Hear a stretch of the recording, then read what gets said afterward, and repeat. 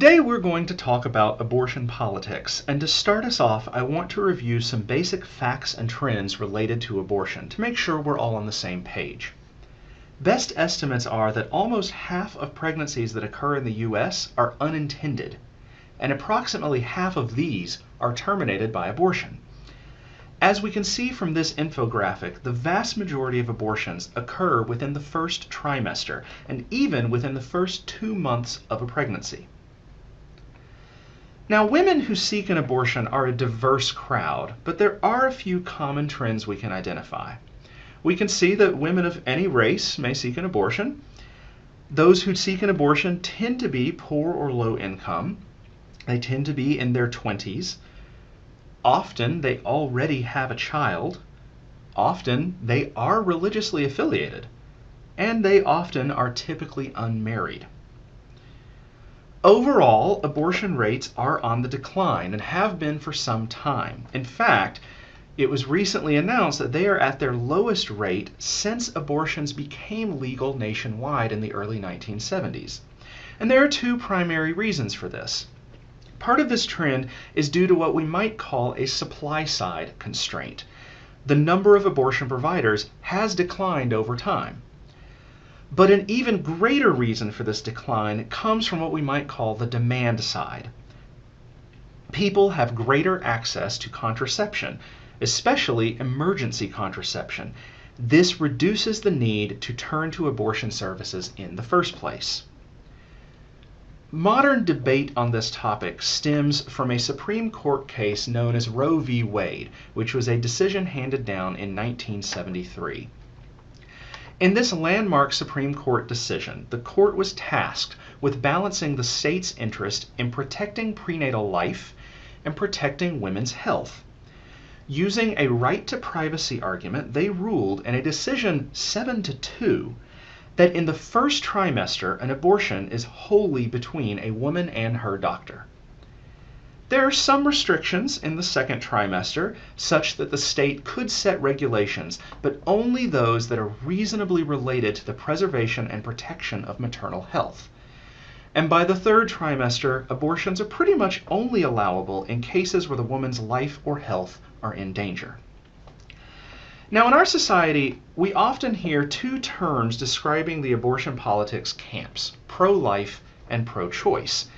But these labels are really over-reductionist, and they miss some very critical elements.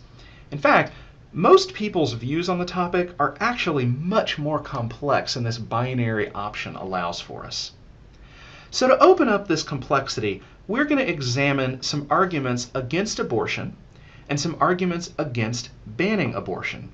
What I'm going to do here is I'm going to list many of the more common arguments often made from each perspective as a way of looking at what the full array of arguments are from these broadly construed camps.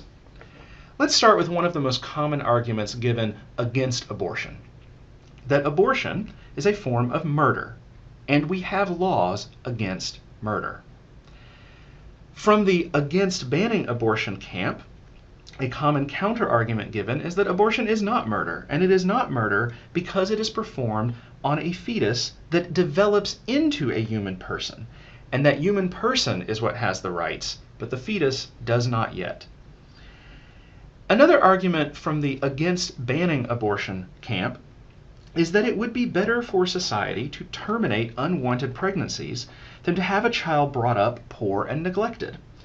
In this case, the child suffers, and society suffers. The child could develop a higher attraction to crime, might be more likely to end up in welfare, and all sorts of other kinds of things that are a drain both for that child and for society at large. In the against abortion arena, one related argument that we often hear is that in aborting fetuses, the social contributions of potentially valuable human beings is being wiped out. How do you know in having that abortion that you aren't eliminating the next Mozart, the next Einstein, the person who's going to cure cancer? These possibilities become unknown in abortions. Another argument given from those against abortion is that women who have abortions can suffer psychological and even physical damage from the experience. And it's also worth noting that fathers can suffer psychologically as well from the experience. One solution often given by those who oppose abortion is adoption. And we'll talk more about that in a moment here. But of course, that leads us to a third argument from those who are against banning abortion, in that in adoption, a woman who gives a child up for adoption can also suffer psychological damage from the experience. It can be an emotionally difficult thing, and fathers can as well. A fourth argument from the against abortion side of things is that the abortion decision is often made by minors or young adults. These are people who often don't have the maturity or life experience to make good decisions. Of course, it's also worth thinking about the fact that if many of these decisions are being made by young adults, we're talking about one brief mistake that can trap young people for life, taking away particularly a woman's youth. That if someone cannot have an abortion and they are young, this is making them grow up very quickly and take on a set of responsibilities they may not be ready to handle. A fifth argument against abortion is that people have a right to not see their tax dollars go to something they find immoral or objectionable. And this applies particularly in the case where tax dollars might be going to support or subsidize things related to abortion. Of course, it's worth noting that people's tax dollars already go towards all sorts of things that they may find objectionable or even immoral. Examples include things like the death penalty, war, sex education, or people who don't have children paying taxes that support public schooling. The list could go on. There are all sorts of things that we might find objectionable or even immoral that our tax dollars go to. Now, up to this point, we've been looking at sets of arguments that I've very intentionally been pairing. We can think of these as coming in sets of arguments and counter-arguments to one another. And I've worded them largely starting from the against abortion camp and looking at the counter-argument from the against banning abortion camp. We could have spun that the other way fairly easily. But there are a few other arguments that I want to show you that don't exist in this paired set. So the next few arguments don't exactly have a counter-argument to each other, but they are common arguments given from each of these perspectives, and I want to make sure that they have a bit of time to be heard as well. So we'll start with a couple of arguments that are often given from those who are against abortion. Another argument often given is that we have incredible access to other forms of birth control readily available, and it is not right to use abortion as a form of birth control. And then a final argument often given against abortion, which was briefly mentioned a moment ago, is that there are many couples trying to adopt a child who, for whatever reason, are not able to conceive a child on their own. And that in allowing abortion, we are further limiting the possibility of these couples to have children of their own and raise their own family. In the perspective of those against banning abortion, there are also a couple of arguments that still need to be listed. One of those is that if abortions were to be made illegal, we would simply see an increase in illegal abortions, what are often referred to as back alley abortions.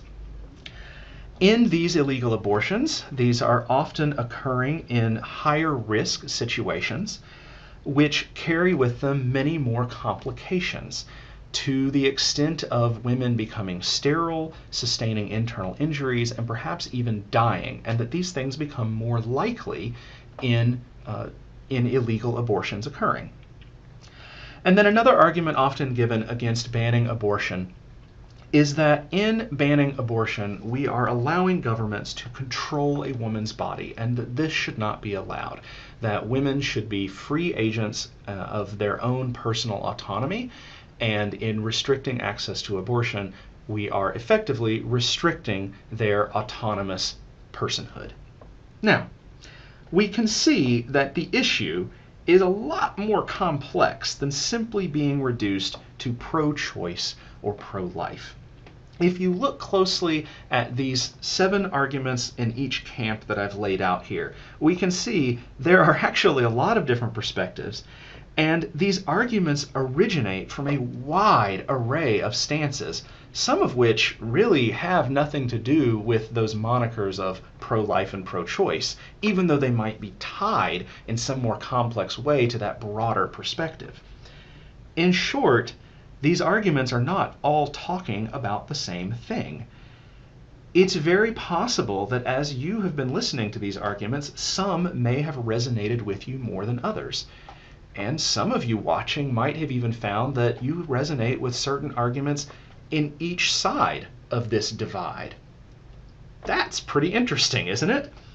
That is where we're going to pick up in class, as we will explore further the complexities of abortion politics.